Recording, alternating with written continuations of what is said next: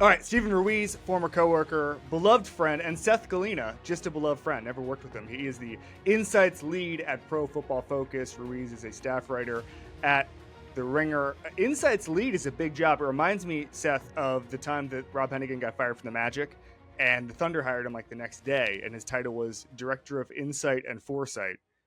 Is that your job at PFF? What's the opposite of foresight? The backside? Is that a thing? I think Hindsight. I think it's that clip of you talking about Justin Herbert before the draft. I'm the director. I would love to be director of hindsight. I would love for a team and just be like, you shouldn't have done that. That's literally. Hey, Dolphins. When you think about what our job is in the media, we're really the directors of hindsight for teams. When you think about it, I would love to be the Bears director of hindsight. And just every day I'd give a presentation and be like, you should have drafted Patrick Mahomes. Just the then three cylinders of what they should have done. Yeah, exactly. And then clock out. And then a little bit, the analytics bear. Have you ever seen that thing? You know what I'm talking about? Yeah. I would really eat as Bears hindsight director. All right. So we're doing one of my favorite things to do. And again, it's not a verbal tech. I say two things. I say everybody on the show is one of my favorite people, which is true because I have a show and I wouldn't book someone I didn't like. And one of the things, every time I do something, I say this is one of my favorite things to do. Obviously, because, well, like, I wouldn't do a bad segment. So like, I wouldn't choose to do a bad segment. This segment will obviously become bad, but that's because of personnel and not because of the actual rubric that we're doing. So we've been doing this for years, and I've told this story before, but years ago, someone in the league said to me that not every team is trying to win the Super Bowl. And it became part of our ethos at the Ringer NFL show at the time when I said it and we kind of discussed it. And I really started to think about how true that was. And then a couple of years later, Kyle Shanahan was on Flying Coach, another Ringer podcast. And he said that he had learned that there's like, I thought there were like 12 teams trying to win the Super Bowl. And Kyle Shanahan said there's like 6. And the more you think about that, the more true it is. Where it's okay, well, like, are the Cowboys trying to win the Super Bowl? Well, I'm sure they'd like to win the Super Bowl, but what moves have they made? What they know what they need to address, and what have they done? They've stood pat and doodled, literally doodled.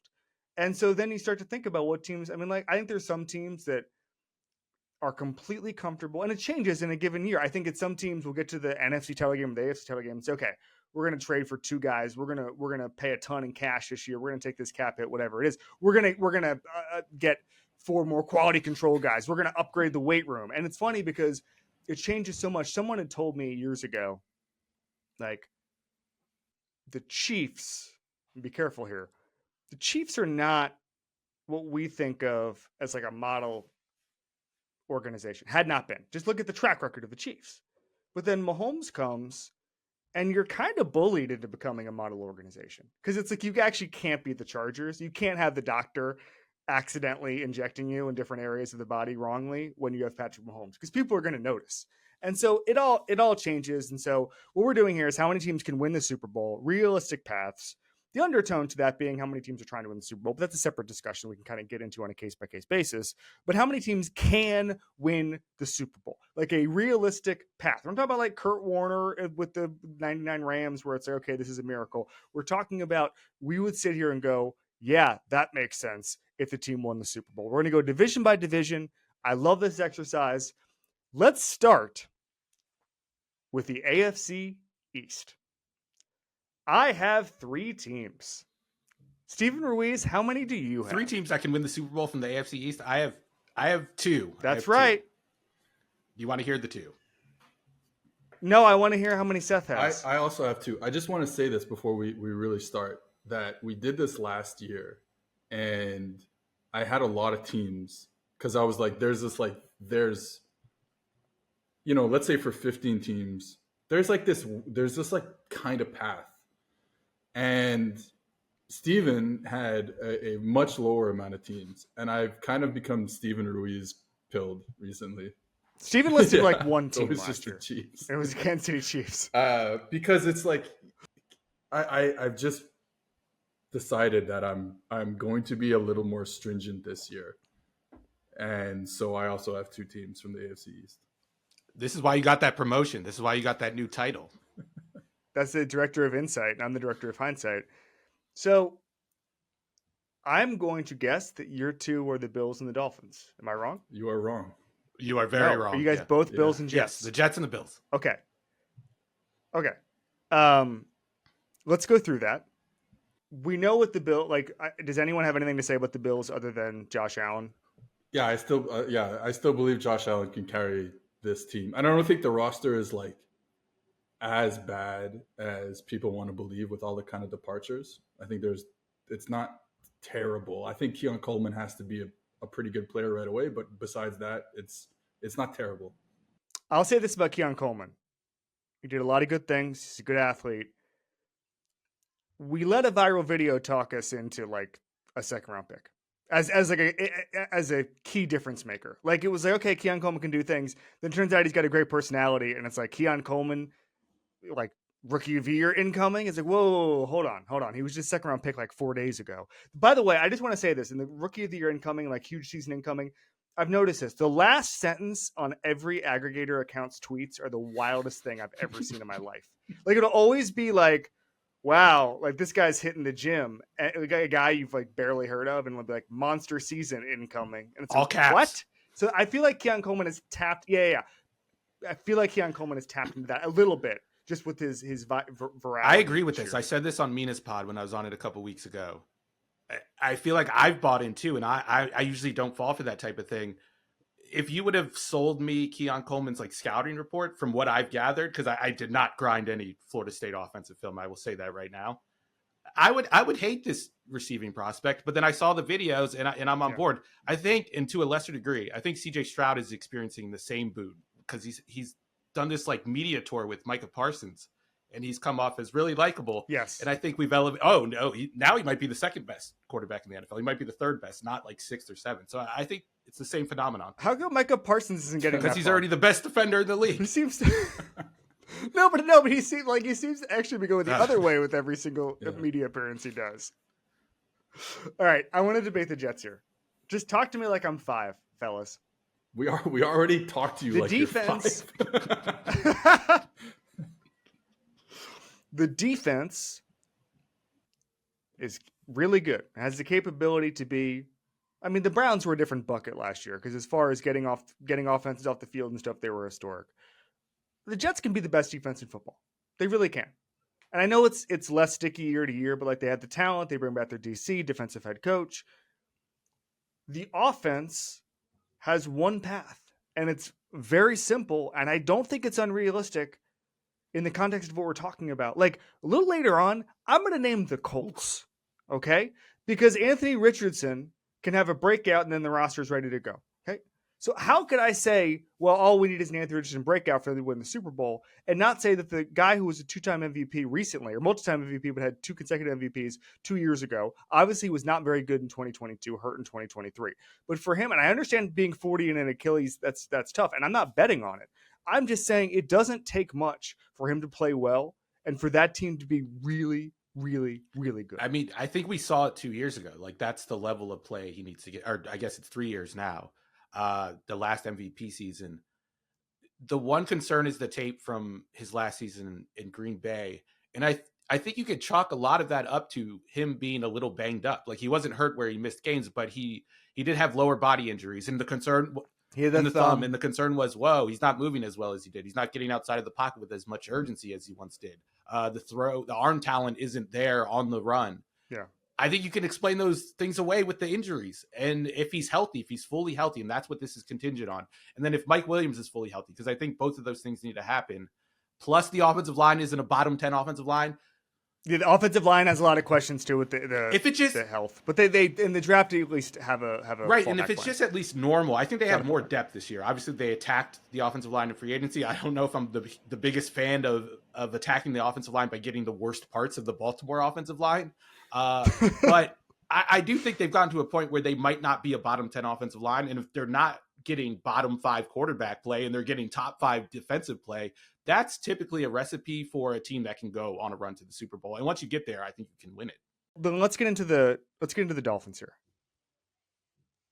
I understand the pass rush depth that they had last November is never coming back because Christian Wilkins is gone, Jalen Phillips is hurt. It stinks, and I said this on Mina's pod, not to sort of go back to. We're just all going to quote ourselves on Mina's pod, but buying stock in Mike McDaniel right now makes us look like clowns because we're going to be right because he's an amazing play caller, but the team is probably legitimately going to take a step back. Probably legitimately take it because of the roster stuff.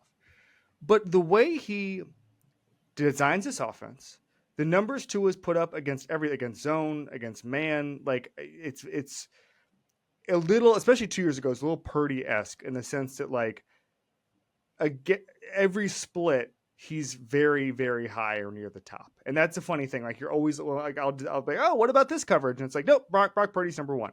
Tua's up there in a lot of these things. And that can travel. And you still have Waddle. You still have Hill. I think this offense has a floor of scoring a ton of points. And I just don't think you need a ton on defense. Seth, you look like you want to argue. Yeah, well, I always want to argue with you. But this is a team that last year, like I said, I would have put in this bucket of like Super Bowl teams. But I just can't. So like you said, the roster is not as good. Coaching is A+ on offense. And so for sure, 100%. And I think defensively with Anthony Weaver, they're going to be good, coaching wise. I just can't get behind the quarterback winning 3 games in the playoffs and being good enough. Like you said, they're going to score points against they're going to score a lot of points against bad defense, like a lot of points against bad defenses. They're going to score a good amount of points against regular season good teams. And then I just don't know how many points they're going to score in the playoffs against good teams. And that's the thing that, that's why I just can't put them as a Super Bowl team. And like you said, this roster is not as good. It's potentially, I hate to do the age thing with Tyreek Hill because there's going to be a fall off eventually for Tyreek Hill. I don't know if it'll happen this year, and I hope it doesn't because he's such a fun player to watch. But there's going to be the fall off. Terron Armstead, there's going to be a fall off. Eventually, I don't know if it's going to happen this year, but then if those two guys fall off, then you're looking at a team that's obviously not as good from top to bottom as last year, and that scares me. Oh, hypothetical fall-offs, but then the Jets can win the Super Bowl. Got it. Thanks. All right, so who had actual fall-offs. All right, here's why I think you're wrong. I default to elite quarterbacks in these situations. Like the first one famously that we ever did, I said the Saints could win the Super Bowl, and Mays did not. And he was talking about the roster and all that stuff. And Mays was right a million times, and I was wrong. We went back and forth. And we probably each had 50-50 as far as debates who was right and who was wrong. But on that particular issue, I was like, listen, when you have Drew Brees, you're never out of it. Okay. And I ended up being a little bit right. The Saints were great that year. But here's my point. Mike McDaniel calling the plays for Tua, just like Kyle Shanahan calling the plays for Brock Purdy, creates an elite quarterback. Creates it. And I don't think it matters in a vacuum, like what would happen if he was playing for Jeff Fisher, or we did what would if Mahomes was drafted by Adam Gase thing. Mike McDaniel is going to call the plays for Tua, and he creates a path in that way because they can play elite football. But we haven't seen that yet. We've seen elite production. I don't think we've seen elite quarterback play. And like on the biggest stages, when elite quarterback play matters the most, that's when Tua has come up the smallest. And like there are games you just watch where like when they're struggling on defense, like the London game against the Chiefs and the playoff game against the Chiefs, and you watch that. They were so injured. That's a good point. But you just watch the film and the question you ask is like, what more could Mike McDaniel do for Tua? And on the film, there's just no answers. And that's the problem. It's like Tua's the one that has to fill in that gap. And I'm not saying that like it's not on the table. It's not within the range of outcomes. I just think it's going to require some evolution from Tua that we haven't seen yet. And like, that's not what I'm banking on. Like when we talk about Aaron Rodgers returning to his form that he had 2 years ago, like that's realistic. We've seen that before. We've never seen Tua become this quarterback who creates outside of the system, who could be that quarterback plus. Like I saw Patrick Mahomes against Baltimore. Mike McDonald took Andy Reid to the woodshed. Like, they dominated that game. Even those first Mhm. 2 touchdowns, Mhm. Patrick Mahomes had to do crazy stuff. He had to pull stuff out of his butt to be able to just get to the end zone. Even the touchdown to Travis Kelce, where he caught it over Kyle Hamilton. Like, Mhm. the margins for error were so slim. But Patrick Mahomes is comfortable in those situations, and he can produce in those situations. He can give you just enough. Tua always seems to come up short. And, like, this isn't, I'm not trying to do like a hot take, like, oh, he doesn't have the it factor. It's like, that's not within his style of play. That's not the style of quarterback he is. McDaniel has to be on his game for Tua to play like an elite quarterback. Andy Reid does not have to be on his game for Patrick Mahomes to do that. Josh Allen is the same. Lamar Jackson is the same. Like, all of these quarterbacks at the top, these Super Bowl winning quarterbacks at the top, I think that's the difference between them and then the coach quarterback combo. If you had to bet your job on who has better numbers at the end of this season, would you bet on Aaron Rodgers or Tua? Tua. I would bet on Tua. 100%. If they played in January, I would bet on Aaron Rodgers having better numbers in that game. Any Egypt trips planned for January for A-Rod? All right, no, that's good. I'm glad we had that debate. It's all going to be, again, it's all going to be like a clown, because I think in 10 years, Mike McDaniel is going to be crowned in some way. Yes. But in 8 months, maybe not, because the roster's taking a step back. AFC North. I have 2.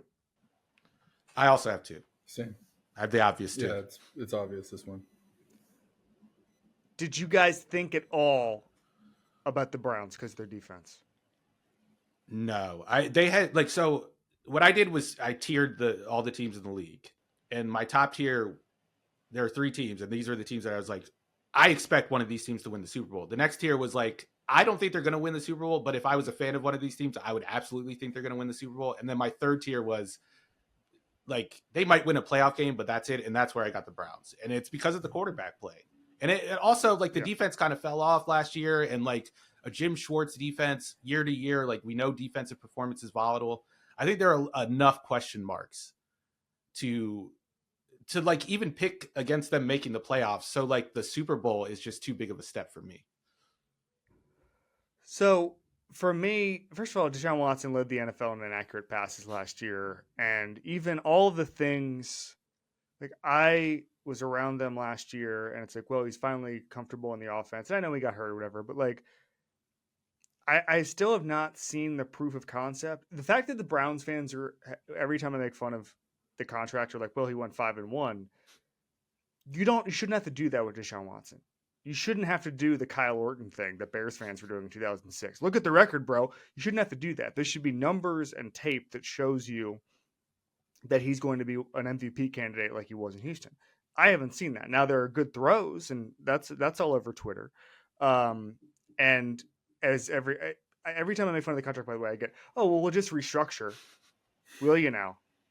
Will you? You just keep kicking it down the road? Will you? Anyway, it's neither here nor there. We'll just restructure, and we'll just get comp picks are the 2 roster building copes I see all the time, and it's almost never true. The comp picks, especially. Nobody, like, the comp picks, especially, like, that was what, like, okay, if you're gonna sit out free agency so you can okay, whatever. I'm not gonna go down that road. I whatever. Seth, Well, what do you got on the Browns? The Browns defense kind of reminds me of the Dolphins offense that we're talking about, where it's like, I trust this defense to be really good against most teams. Yeah. Like not just really good, like a dominant elite against most teams. And then, like, I wonder how it works against better quarterbacks in the playoffs, better game planning in the playoffs, because they do this one thing. They do that one thing really, really good, but like, there's always going to be there's the one thing that you do is going to have certain structural issues, and the better teams find those structural issues or can create matchups based on those structural issues. And teams will do that. What's the one thing they do? What's the one thing You're holding this insight? You're saving the insight for PFF? Yeah. I say this It's about a paywall. Only Chris gets this level of insight.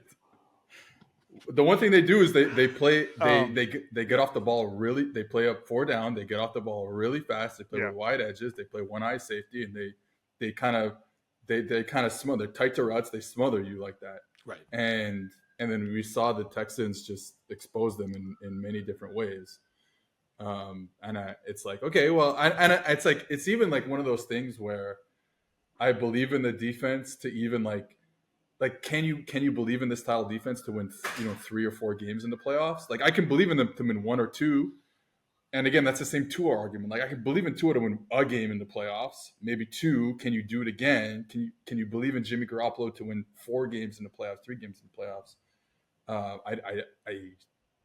I don't see that with this defense. And then if the quarterback play is like we're talking about it, then forget about it. All I'll say is that a hot quarterback is capable of a lot more than a hot defense. I think, but it's neither here nor there. I mean, I guess it's neither here nor there. Anybody, by the way, does anybody think the Steelers are going to be good? Define good. Like Mike Tomlin. Like, are they going to win 10 games like last year? No, I don't think so. Sure. Why not? We say that every year, and they always do. They won 10 games or 9 games with Duck Hodges playing like a significant amount of time. Yeah. His name was Duck. Minus 20 point differential. All right, AFC South. I have 2 teams. Steven? Why'd you say that so sadly? I have 0 teams. I don't. Yeah. You have 0. Oh wait, no, teams. sorry. I almost like separate the Texans from the rest of the AFC South just because I'm like so sick they're of not them. in there. But yeah, I do have the Yeah. Texans. I'm wrong. I have 1 team. Yeah, It's like a college conference where it's like one good team. They just don't even count. Yeah. I'm at like combined. I'm at 1 because I'm at like 0.5 for the Texans and 0.5 for the Jaguars. The Jaguars. Okay, so I'm going to stop you right there. So I had the Colts. And I'm not normally like this, but the proof of concept was there in the short sample size, small sample size. Anthony Richardson was the best player last year. Again, small sample size and throws against perfectly covered defenses. Seth, that's an insight for you. Probably stolen from the website that you help run. And I literally don't remember where I got it from. But they beat the Texans last year. Again, small sample size, he rushed for 2 touchdowns. Shane Steichen is a really good coach. We saw that. They had the same record as the Jaguars with Gardner Minshew playing most of the season. Gardner Minshew not very good. The roster is really good. The defense is athletic. A lot of times the way Chris Ballard drafts, a lot of times guys hit in year 2 or year 3 because they're more raw, because he goes off athleticism. All the things I would do if I mean, that probably is not a good thing that he drafts like me, but it's all the things I would do if I was a GM. Is just bet on athleticism and eventually you win. In bulk, in mass, right? And I just think that if the Colts just out of nowhere win 12 games and then go on a run, also they have the running game, I wouldn't be surprised. I just want to cover myself because I really think it's not likely, but I see it in my head. See, I have the Colts in the can win a playoff game category. I just need to see it. Like you said, it's a small sample size. I think Anthony Richardson had 100 dropbacks, and they were very promising dropbacks, but he still looked like a rookie at times. And I think, I do think there is a ceiling on that. He did get hurt in October of his rookie year. Yeah, I mean, that's a good point. But I do think there's a cap on the leap you can take. I feel like we've embellished the year 2 leap because like Patrick Mahomes threw 50 touchdowns in his second year. I think Carson Wentz, the Eagles went to the Super Bowl. How did that turn out? I don't think he can make that big of a leap from where he was in his rookie year to next year. Now, 2 years from now, you could talk me into that because I believe in Shane Steichen. I think he has the offensive line. I think that's one of the more underrated things. People talk about what he's going to do with Anthony Richardson. Having a good offensive line, we saw what he did with the good offensive line in Philadelphia, and I think we saw the early signs of that when Anthony Richardson was out there. When they got to the red zone, he was pulling out all the stops with these calls, with his run game calls. Like Anthony Richardson was not taking a bunch of hits when he was scoring his touchdowns. He was like waltzing into the end zone most of the time, unless he was scoring from a deeper range. And that's the other thing that I think Anthony Richardson, that's the gap he's going to have to fill in, is where the explosive play is going to come from on an offense. Because I think you need to have an explosive offense or one that's capable of being explosive to win a Super Bowl in this NFL. And I just don't see them having that with their personnel right now. Maybe it takes a step because they did draft a receiver. Michael Pittman, I don't think he's going to become explosive overnight, but Anthony Richardson could be that player. I just need to see it first. Can you two argue about the Jaguars while I remove myself and let you guys get the fear of Jaguars? I just want to say I do agree with like what Steven's saying about the Colts being able to win a playoff game, and I'm so into this team. Like I love this team. I think Steichen has the juice. I think he's a top 5 coordinator. Like you said, the receiving core is what makes me nervous in a game where maybe the team can play a lot more man against them. Like Alec Pierce can't separate, can't get off press. Like he played like 1,000 snaps last year. Is he going to play another 1,000 snaps and be kind of a black hole there? That's a problem. But yeah. So okay, Jaguars. My Jaguars thing is. Wait, hold on. You know what would be a good PFF piece? The all just present team, just guys who played a ton of snaps and just didn't do anything. Alec Pierce would be just like no like stats to their name. No one has mentioned them on Twitter in 2 years, but they just play 1,400 snaps. Yeah, that's Alec Pierce. That's all there. I don't know what the terminology is. We can workshop that. You're the insight guy. You and Chris can workshop that. But all present, all attendance team. The participation trophy team.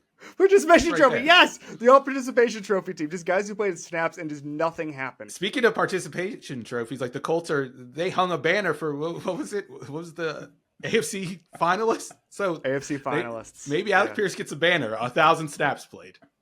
1,000 snaps. All right, Jaguars. I can't get a read on this team. Me and Steve are both big Trevor Lawrence fans. I mean, I think that's what it comes down to. Now, the issue with the Jaguars is literally everything else stinks about them.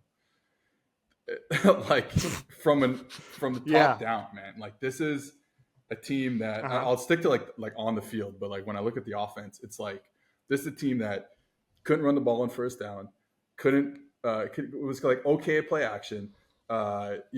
Screens were bad. This was bad. Everything like where we talk about like outside of the quarterback having to make decisions in a drop back passing game was really, really bad.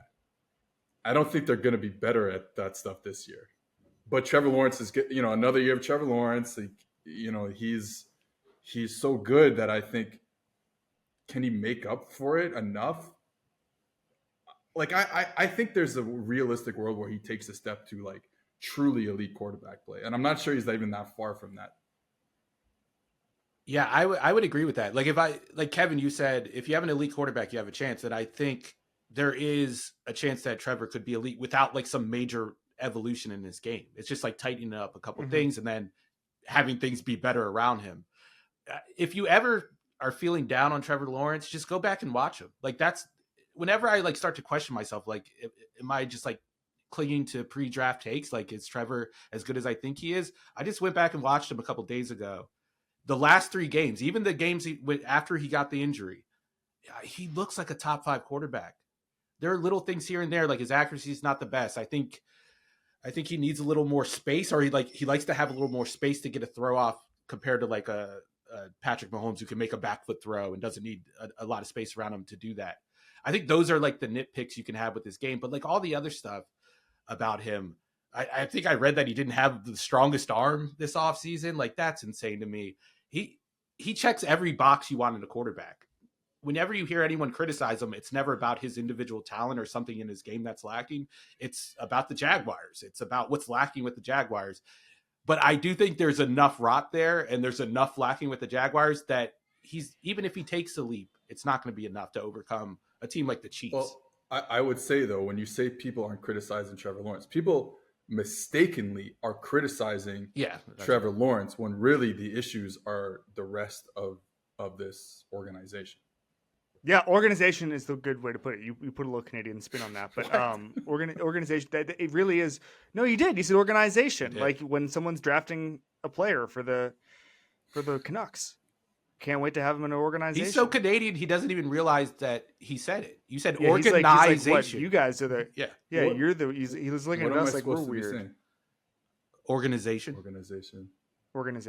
No, but that wasn't what I meant. But it's okay. We can do Canadian pronunciation here. But how do you like that cup being in South Florida there, Seth? The cup that looks at home. Looks the cozy. Cup that like 12 good old Canadian boys are going to bring back to Canada for a day each this summer. That cup, Kevin Clark.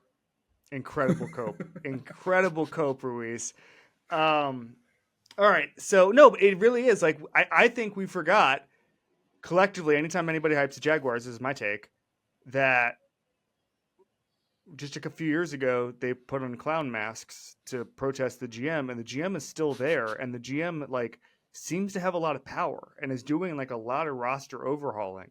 The guy's still there, and they wore clown masks. So I don't know. That seems disqualifying. Doug Peterson has not seemed like he's added much. He's added credibility. Like, the Urban Meyer thing was the worst thing that's ever happened to an organization from like a hiring standpoint. But he just doesn't seem like he's added much to Trevor Lawrence's game, much to that offense. I mean, like I saw that Trevor Lawrence lost the most GPA to drop passes last year. I understand that. It feels like it's actually kind of funny because he's making a lot of money, and you guys say he's elite, but like he is getting failed a little bit by his surroundings, a little bit. So whatever. AFC West. I have one team. The Raiders.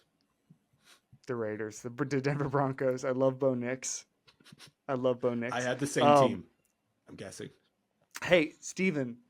I'm not even gonna ask Seth. Seth, do you have a second team in this division? I mean, I want to say another team, but I can't do it. It's just the Chiefs. So was the other team the Chargers?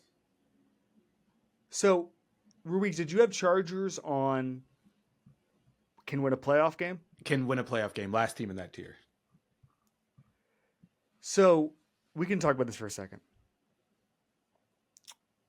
The first Niners team that Jim Harbaugh had, like, I feel like we've sort of misremembered that as a great roster. It was a great roster because Jim Harbaugh made everybody good. Mm-hmm. You know, like, it was not like when Jim Harbaugh took over that Mike Singletary team, people weren't like, oh, hell yeah. Like, here they come. Sleeping They're going to giant, unleash these guys. Yeah, there was none of that. It was like Patrick Willis has a ton of tackles and is good. And that was basically it. And Vernon Davis obviously had the had a lot of draft type and had played well and tons of athleticism. But that was it. Alex Smith was not considered particularly good. He had some of the worst rookie numbers I've ever seen, even though I think he had a couple years distance between those two things. But they're going to be a lot better this year than people think. Now, they can't win the Super Bowl because they're going to take the salary cap medicine. They're going to have a couple years in the wilderness, all that stuff.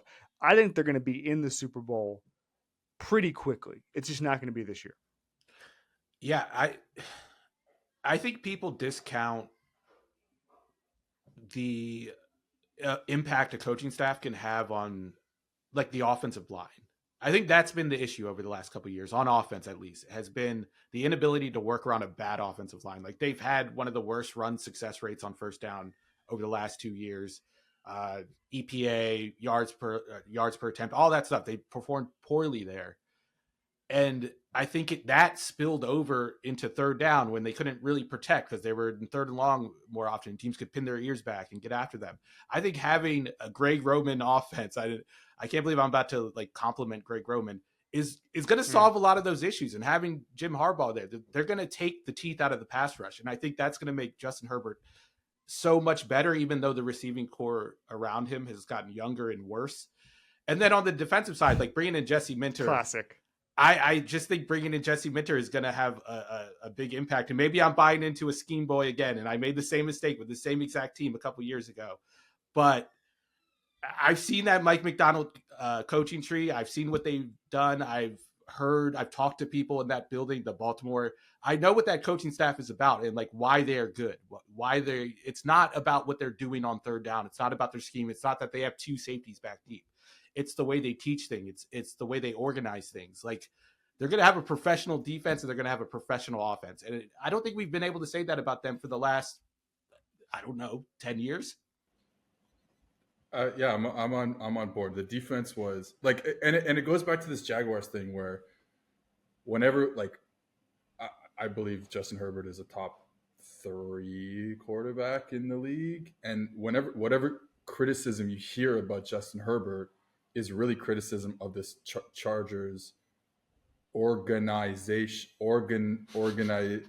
There we go. Organization-y for he slipped a little bit. For the past Cup's coming back to America. Past, few seasons. Now, I will say, like, again, just like Trevor Lawrence, there are some certain things you can nitpick about Herbert as well, but like really he's an elite talent and should be viewed as such. But like it's probably not enough. Like I do agree, it's just not enough right now with this whole rebuild process that they've started, which I'm excited for. Um, but yeah, Mhm. this is it's another team that like okay, I believe in the surrounding talent more than I kind of and coaching more than I believe in that for the Jaguars right now. Like I believe that they could potentially fix this run game right away. Yeah. Like I'm not sure the Jaguars can do that. I believe that their defense can be fixed right away because it was partly like there's not a lot of great players on the defense, but schematically there were a lot of holes, a lot of holes in that defense last year. I don't think there will be as many holes, like literal holes, like literal like spaces on the field where no one was there. Yeah. So I think they'll be better there. It's just probably not enough this year, but yeah, I think we're all in agreement that this is a team to be not to be taken lightly in the coming years. Can I throw out a Do take? you want to apologize for Brandon Staley? I think me and him both have to apologize. I blame it on Deontay. I mean, I never brought him on a pod. Deontay Lee now at the Ringer. I have a take though. I have a take. Can I throw this out? go It's ahead. a quick one. The Yeah. Chargers are not going to turn things around until they get rid of the powder blue uniforms and go back to the navy blue uniforms of last year. I think uniforms matter, and I think, agree with that. Like I lost all faith in the Broncos when they debuted those new uniforms and they looked terrible. Same with the Falcons when they debuted their uniforms. Uniforms matter. The Bucs changed their uniform; they won a Super Bowl. Now Tom Brady also came, but some would argue that the uniform mattered more. One thing uniform changes don't even feel real anymore. Like the Jets having those random ass uniforms for years and then finally going back to like cleaner jerseys. Like I don't even remember. I was like, wait, the Jets. I've watched every Jets game just because that's my job. Like, and I didn't realize how crappy their uniforms were until they changed it back. I just feel like the teams are just doing stuff to see if anybody's out there. You remember the old Browns uniforms, like the ones before they just went? Yes, they're very similar. Yeah, very terrible. similar. Just like the whole team name right here. What are we doing? Why should you bet with Caesars Sportsbook? 2 words. Caesars Rewards. Every bet brings you closer to the types of benefits only Caesars can offer. Hotel stays, VIP experiences, sports and concert tickets, and more. It's not just an app, it's an empire. NFC East. I have 0 teams. Wow. I have one. I have one. It's Seth, the who's same yours? as Steven. It's the Cowboys. Yeah. So it's not the Eagles. Let's do the Eagles. Scare me so much this year. Yes. This is very interesting year for the Eagles because I think that there's a collapse that could happen. I think there's probably just enough talent, elite talent, especially at receiver, Sure. to not have that happen.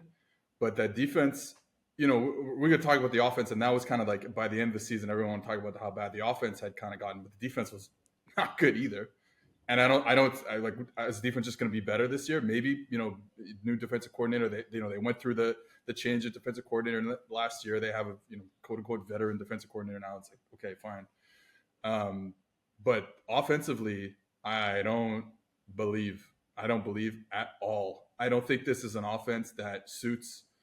Well, we'll see. Like I want to see the first game of what this offense looks like with Kellen Moore and Jalen Hurts together. But as much as we had issues with like Brian Johnson last year, that offense suited him. Like you could argue that Brian Johnson didn't call the right plays at the right time, and that might be true. But that the offense, this like the Steichen offense suits Jalen Hurts. Now you're taking that away. Not to say that Kellen Moore's a bad offensive coordinator. That's not the point. The point is I don't know if that offense suits what Jalen Hurts is good at. And then taking away Kelsey, that's the biggest one.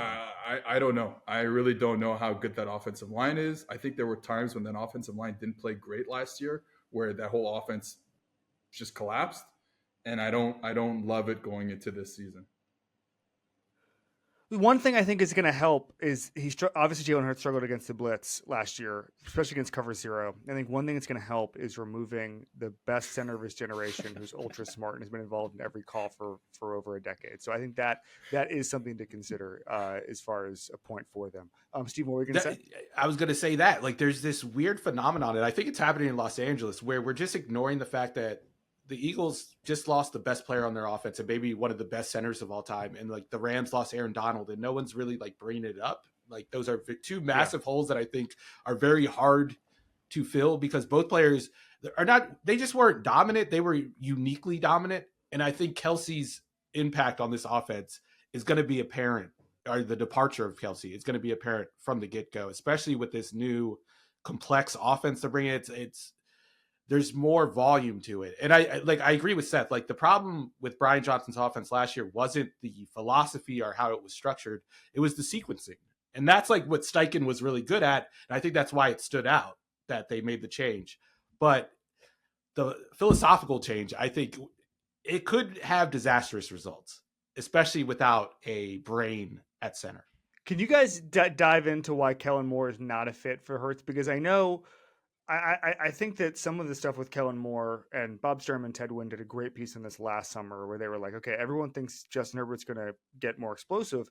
It's not really Kellen Moore's offense. Kellen Moore runs a lot of Jason Garrett, Scott Linehan stop route type stuff, a lot of curls, whatever. Like it ain't vertical. And we saw that.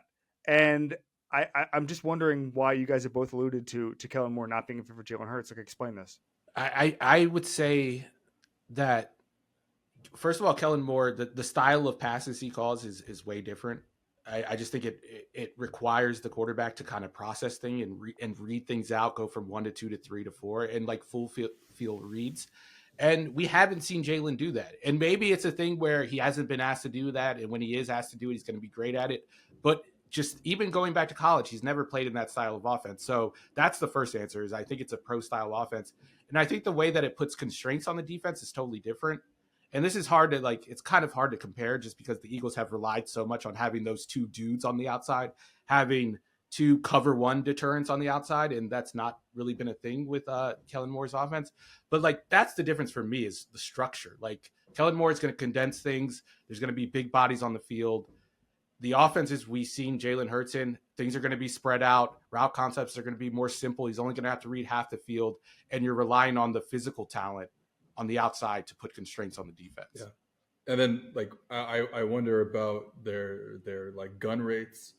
Are they going to be like, I can't imagine Kellen Moore would come in there and be like, okay, we're going to put Jalen Hurts under center as much as I'm used to. And I think they've done some, when I think about the Cowboys when he was there, like they did some good quarterback run stuff, but probably not at the volume that you need for Jalen Hurts. So I do wonder where that, where the balance is between all that stuff. And yeah, what you said, I mean, it just, the conflict that he puts, that the two different offenses put on defenders are extremely different. I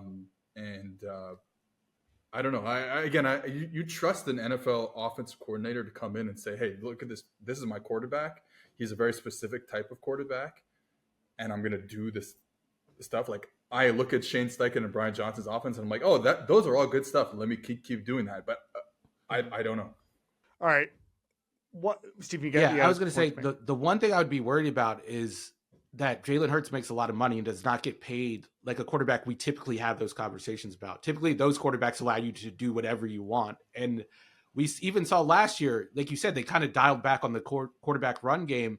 And I wonder if that was because they just had paid Jalen Hurts, and you can't subject him to those hits, at least the volume of hits he was taking the year before. So I do wonder if like the contract is constraining the things they can do on offense. My counterpoint to that, well, I agree with like the global thing you're talking about, but I wonder if he was. I just wonder if Hurts was injured last season, because he didn't run. Yeah. Yes.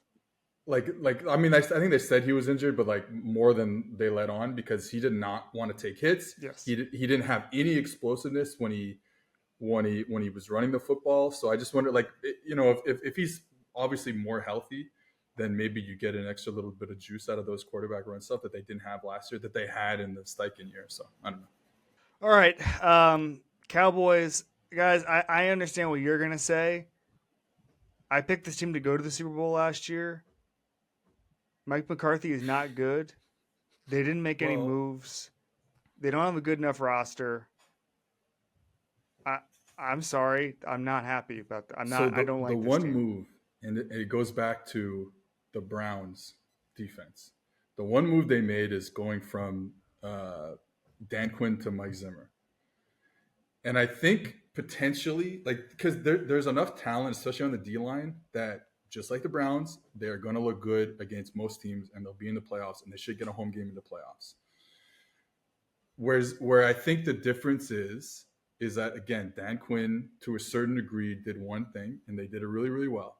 Zimmer at least can change the picture on defenses, can give you a little bit more in the playoffs, which I think is important.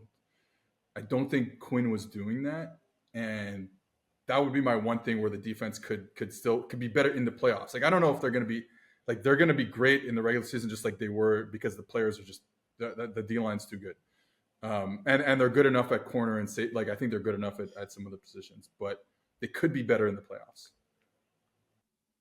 So Marcus Spears was on this show months ago, and he had the best take on this, and I think about it all the time. Like the barrier for entry to be a Super Bowl team now is higher than it used to be, and we're like in a post Rams, post Eagles era where okay, you're good, trade for Jalen Ramsey. Do you know what I'm saying? Like trade, okay, good. We're going to add Von Miller. We're going to add Leonard Floyd. Whatever it is, you have to do that now when you're good. You don't win anymore by drafting a bunch of good players. You say, oh, by the way, we're going to go out and get this team. And if you're the Chiefs, you're like, oh, by the way, we're just going to trade for Frank Clark. Let's just see how that goes. Cowboys never do that. And that's why I think that they're good enough to win a playoff game and not good enough to make the Super Bowl. And it kind of clicked with me. And then it's like, well, where does the difference come from? Does it come from coaching? No. Does it come from stable ownership? No. I'm like, Dak is great, and that's it. And obviously the roster is good, but like, and they draft well, but it's just not good enough. Like they're sitting there. And also, by the way, this is a symptom of them just not handling their contract business and always having massive ballooning contracts and dead cap because they don't sign guys until the deadline. Because they lose every stare down because Ezekiel Elliott goes to Cabo and they go, sorry, sir, here's $70 million. I think I had that take first like 4 years ago that Jerry Jones is like as a businessman, as a negotiator, he was a little washed. Like you go back to the early 90s, this man made Emmitt Smith hold out and miss the first couple games. And then he just gives in to Ezekiel Elliott like in like a couple months. Like you said, he goes to Cabo and he gives in. Yeah, I think he's lost it a little bit. But I kind of look at the Cowboys. What happened to the game I love? What happened to the Jerry I love? Actually, that's not true. I've never loved Jerry. Don't put it on the record that I love Jerry Jones. I look at them like you look at the Dolphins. And like you look at the two Mike McDaniel combination. Yeah. Where instead of the coach propping up the quarterback, it's the quarterback propping up a bad coach. And their playoff losses kind of end up looking the same, and their highs in the regular season end up looking the same. But I'm with Seth here on the Mike Zimmer factor. And I do think there's a possibility where it's worse, and it's way worse. And we're like, oh God, they missed Dan Quinn. But it's the changing of the picture thing. It's that ceiling in the playoffs. I do think Mike Zimmer brings you a little bit extra. Like, I don't think Mike Zimmer is going to get totally embarrassed by Kyle Shanahan in the playoffs. And I know for a fact that Dan Quinn is going to get embarrassed by Kyle Shanahan every time they play in the playoffs. It's also just a weird, like, Commander's animosity thing from Shanahan, too.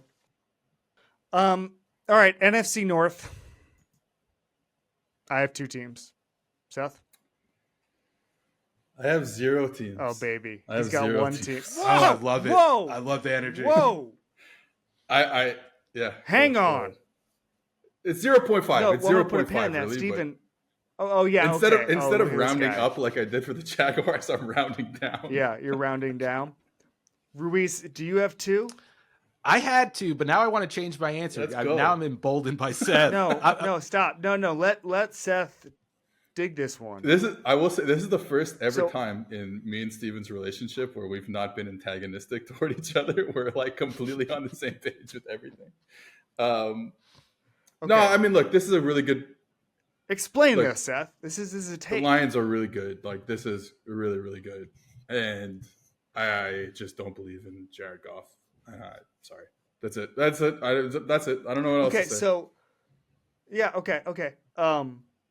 So they just almost won the Super Bowl was on TV. I also saw him just almost win the Super Bowl a few years ago against the Patriots, and I still don't like that. Doesn't change my opinion on this player. I also saw the Lions almost lose to Baker Mayfield at home and almost lose to the Rams at home. And if any of those results changes, we're not having this conversation right now. Sure. I think the Packers are going to win the division. Mm-hmm. Just let's put that out there. I think the Packers are going to win the division. I think the Packers can win the Super Bowl. That's one thing. But the Lions have a really good roster. They have a toughness. Ben Johnson has come back as play caller. I think they can, oddly enough, be better than they were last year and still not have the results of last year because the Packers might be like 14-win type of team. Whoa. But I think it's ludicrous. I'm pro Packers, but 14 Dude, wins, that's a lot. But I'm down. I love it. We play 17 games now. Change anything. We play 17 games. What's your Packers beat? No, I don't really have. I just don't. 14 is a lot. Like I'm just saying. No, you just think they get. No, but you also think they can't win the Super Bowl. I love Jordan Love. I love watching him play. I was like completely wrong about him as a prospect, though. I think a lot of Here comes the compliment sandwich. I guess I don't have that much like issues with them. I love Matt LaFleur. I think that's a huge. I was actually going to say this about the Jets. Like that's Rodgers with LaFleur is a lot different with Rodgers with Hackett because of how good LaFleur is. But yeah, I mean, I'm on board. I just think I'm more of I think more of 11 wins type of thing. 11 wins can also get you the Super Bowl. Super Bowl. Whatever. Packers Super Bowl team. That's one. No, I'm just asking you, like, what is their flaw that keeps them from being sub Jaguars in your opinion? You know what? As I'm like going through the roster, I'm like, I actually think their defense is probably their coverage is probably better than I think people believe. I think it's pretty good. A lot of interesting players there, and obviously offensively, they're can be fine. I guess is Love like the best quarterback? No, like let's not get carried away here. I think he was. I remember when I watched him early in the season, like the thing that I ended up being right about was like, yeah, the results weren't there, but you could see the process was really, really good. And I think maybe accuracy is not like perfect, but when you're playing with LaFleur and you're making good enough decisions, like it's probably all right. So yeah, I know I'm very bullish on this team. I really, really like them. I don't know if Super Bowl, but yeah. I got you. I feel like two things have to happen for the Packers to make the Super Bowl. Like Jordan Love's ascension continues, and then like Jeff Hafley, the defensive coordinator from Boston College, like that's the big question. If he adds value as a DC, which they haven't had from that position, I mean, I would argue that they could be one of the favorites to actually win the Super Bowl. Like I would think about putting them over the 49ers. Like I think they have that high of a ceiling, but it relies on a college defensive coordinator. So that's why I'm a little iffy on them, but I feel way more confident about them than I do the Lions, who I think they need if their offensive line doesn't stay healthy, which is a year-to-year proposition for any team, it's a big one. Like they stayed healthy on the offensive line last year. They had depth on the offensive line to like supplement when they did have guys take knocks. And then on the other side of the ball, like, can they play man coverage? And I think those are bigger questions than what the Packers have. So that's why I'm more confident in Green Bay, not only winning this division, but possibly making the Super Bowl and winning it. Hafley's interesting because he was a college head coach at BC, Ohio State's co-defensive coordinator. And then before that, and we're looking at 2017, 2018, he was a DB's coach in the NFL. He was that for 5 or 6 years. And I thought it was funny because I was looking at that the other day. It's actually an SF under Chip Kelly, not Shanny. And so that's interesting. But anyway, that to me, if there's any risk, it would be that this guy is just not a good DC because he's never been an NFL DC. But that's not based on anything, but there's always a risk involved in that. Always. Like, unless you're returning a guy who had a top 10 defense at DC last year, there's literally always a risk. We all glossed over the Eagles last year, changing both those coordinators out. We're like, they'll figure it out. That matters. That really, truly matters. That's why I picked the Bengals to win the Super Bowl last year, and it got derailed by health. But like, they brought everybody back. That rarely happens. So yeah. I'll add in speaking of this division, like I would be if the Bears were playing in a different division, like if the Bears were in like the NFC South, I would feel good. Not like I feel good about them. Not as a Super Bowl team, but at least like to maybe even win the division and get a home playoff game, and then kind of see if the dominoes fall in their favor. In this division, I'm not super into it, but I'm so high on the quarterback that they took that I can believe it. All right, NFC South. No. Like Sorry, I can like kind of believe in the Falcons because they have the I Steven knows how much I feel about the beautiful eyed quarterback they have in Atlanta now. But it's like the defense, well, I don't trust it. But the one thing I'll say is like I think unlike most of these type of quarterbacks, I actually think Kirk Cousins can be good enough to win 3 games in the playoffs at this stage of his career. I agree with that. If only they had the 8th pick in the draft to improve the defense. It'd be so good, but their hands were tied.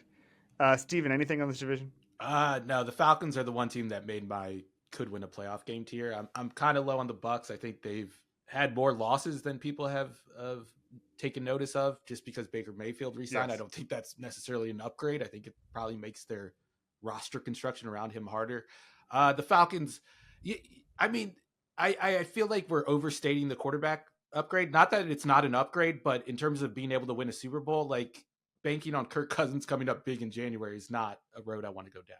Even though I do agree he's gotten better. The Falcons is my guarantee. The Falcons will be good. They will be good. They just won't be Super Bowl good, which is fine. NFC West, I could see us differing here. Seth, how many teams? It's like 1.5, yeah. In. Because I love okay. Geno. I love Geno. That's it. I just love him. That's it. But so it's Niners and Seahawks. So it's not Rams. The Rams defense scares me way too much. And that's basically, I guess it's like 49ers are as a full point and then 2 half points for the Rams and the Seahawks. But the hell is going on with you right now? This is what they do at PFF, okay? He's assigning grades. Everything is in 0.5 increments at PFF. Binary questions. Okay. A half Super Bowl. He's awarding process Super Bowls. Process of the year. Gonna hang the banner. Oh my God. I remember. I'm so old. I remember when wins meant something. And then we just started awarding process of the year to Brandon Staley. And we got off track. Cover 6 defensive coordinator of the year. Unbelievable process for so many years. The number one thing I've changed on in the past few years, getting to know more people in the league, I no longer value process or plans because the best guys, they just take it. Like, okay, there's certain things where like, all right, Brett Veach had to start planning for Patrick Mahomes' extension, like the moment they draft him, well, the moment we got minicamp, because they're like, holy crap, like we got to figure this out, right? We got to have that kind of cap space. That's one thing. And it's like, it's more like vague and it's more just sort of, okay, we'll do this. But like, man, Brett Veach has put like almost no thought into 2026. The only 2 guys that do are like the Mike Browns of the world who are just trying to keep costs low, frankly. Like they draft everybody a year early. You know what I'm saying? Like those guys actually weirdly end up having a more long-term view because they're trying to get more guys in rookie contracts. Like I think most teams take it so year by year to where when I used to sit around and value like, what's the plan here? There is no plan, man. Like the smartest people in football are like, I don't know. We're going to try to win 12 games this year. I'm not saying it's good. I'm just saying when you're picking teams for that season, that what we're looking at in front of us, the process doesn't have to be sound. The only rule, as our former Ringer colleagues wrote, is that it has to work. I'll say it's not Brandon Staley's fault that we adore process now over results. It's the Ringer's fault. So I'm going to take it on the chin. It is. I do. Before I was there, Browns week. You remember Browns week? It was your guys' fault. I was a huge part of Browns week. I know. How'd that work out? I was a huge part of Browns. How'd the week. process work out? It worked out well. They have an elite defense. That's a good point. I would argue that the Deshaun Watson thing ruined the Browns process in the same way that firing Sam Hinkie ruined the Sixers process. That it's almost two different things. That's a good take. Like it's almost two different eras. Do you get what I'm saying? Yeah. Like the Browns process, they fired Sashi Brown. Andrew Berry was really smart, but they did something really dumb, and that just ruined the whole thing. Good take. Myles Garrett is third Joel Embiid. Does that make Deshaun Tobias Harris? Not a flattering comparison for Tobias Harris. Yeah. Apologies. Tobias Harris once skipped me in a cab line in Orlando at the airport. So it's not all bad. Just went to the front. He's. I mean, what's funny is he was playing for the Badgers at the time. I would have let him. I would have been like, Tobias, you're the only guy capable of scoring 14 points in this game. Please. Scoring exactly 14 points. Please take this car in front of me. Orlando for years didn't have Uber at the airport. Like for years. Wow. It was really weird. So Tobias and I were just victims of some weird government overregulation in the cab line at MCL. All right. We got off track there. So, Steven, Rams, Seahawks? No. A year too soon for the Seahawks. I am like puzzled by this notion like the Seahawks are just kind of playing things out with Geno Smith for this year and then they're going to reset. I completely agree. Like it just doesn't align with reality when you watch this guy play. And I feel like I've seen more and more people come out like Dan Orlovsky. I think like Mina has been talking about Geno for years. Like when you really watch this guy, he's a top 10 talent at the position. I'm not saying he's a top 10 quarterback, but he's a top 10 talent. And the thing that we kind of discount is that he hasn't had a lot of live reps. So I think his room for improvement is way bigger than, say, Jared Goff's room for improvement. I think we could see a way bigger leap out of Geno Smith than anyone is really anticipating right now. But too much too soon. Give me a year. Give Mike McDonald a year to kind of like get that defensive infrastructure in there, to get his players in there, and then I can talk about that. The Rams might win the Super Bowl and can win the Super Bowl. They have a top 3 coach, and they have a good quarterback who was throwing darts last year, and the roster is pretty good. And Sean McVay dragged a really young team to a bunch of wins last year. I understand the Aaron Donald thing is going to hurt, but I really believe Sean McVay can work miracles. Like what's funny is that like Mike Tomlin gets all this credit for dragging teams across the finish line because it's just, the team is bad. Like he like they look so awful in October that then when they win 9 or 10 games, it's like, oh hell yeah. And it's like, well, Mike was there in October too. He didn't take over. He's not Jack McKeon with the Marlins, just getting hired at the deadline. And so, but McVay, I don't know. McVay, what McVay is like? He's like they would say like center fielders, like Andrew Jones would make spectacular catches because he would play so shallow or whatever. Mm-hmm. Like McVay is the guy who just like makes the easy catches, takes great lines to the ball. No one ever notices. Never on web gyms, but he just his whatever his range. What's the baseball stat, Ruiz, about the defensive fielding? Why are you asking Steven about baseball? Because we were both big baseball nerds. I used to be a we baseball kids. guy. I used to know this. Yeah, now, me too. UZR. Yeah. See, that's why you asked Seth UZR. For insight. Really high. Thanks, bud. No, it's just anyway. I'm gonna get off track here. We got Tobias Harris. We have the Bill James abstract going on here. Sean McVay with this roster can absolutely win the Super Bowl. Seth, why are you so upset? I shouldn't be that upset because I love watching this offense and I love watching Matthew Stafford and obviously finding Nakua last year and kind of rebuilding the run game and the offensive line. Like that was super fun to watch. Yep. Changing their philosophy, which to me felt Belichickian. It was beautiful in that sense. Like and it's funny because like the offense is less, or the run game is less kind of beautiful, like aesthetically, but it's more sound because of who they have and who they are now.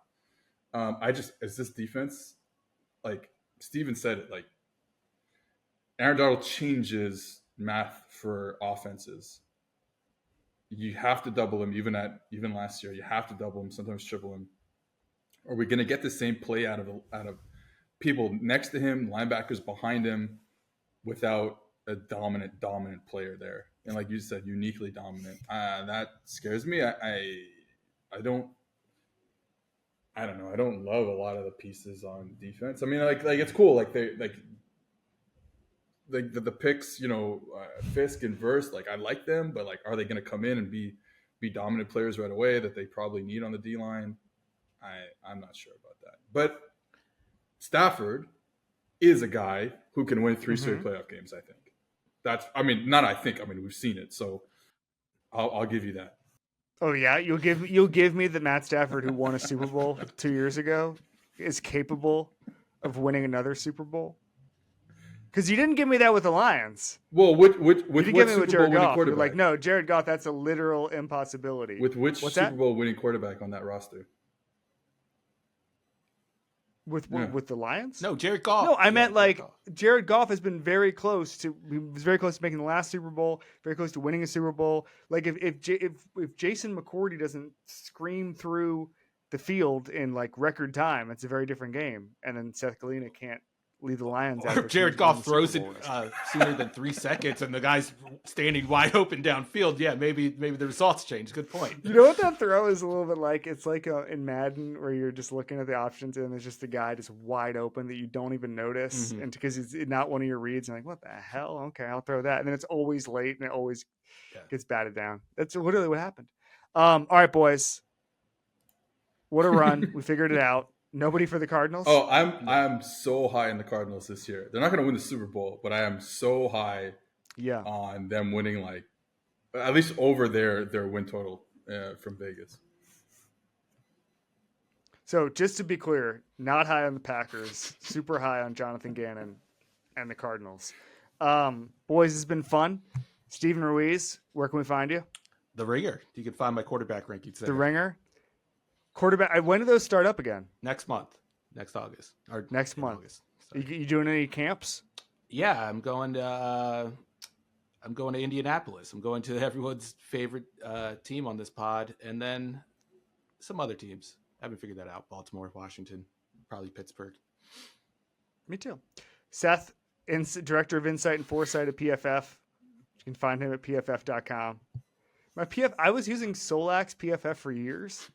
And but I have my own subscription, but I was literally logged in. I have no idea why, and I just saw that it lapsed. So I haven't gotten in touch with Solax. So maybe somebody who's listening can bug him and say that I don't know what he's doing. But you can skip that process and ask me directly. But whatever, that's fine. I've been asking you for PFF logins for years. Oh no. Let's get it clear. I will give you a pff.com login.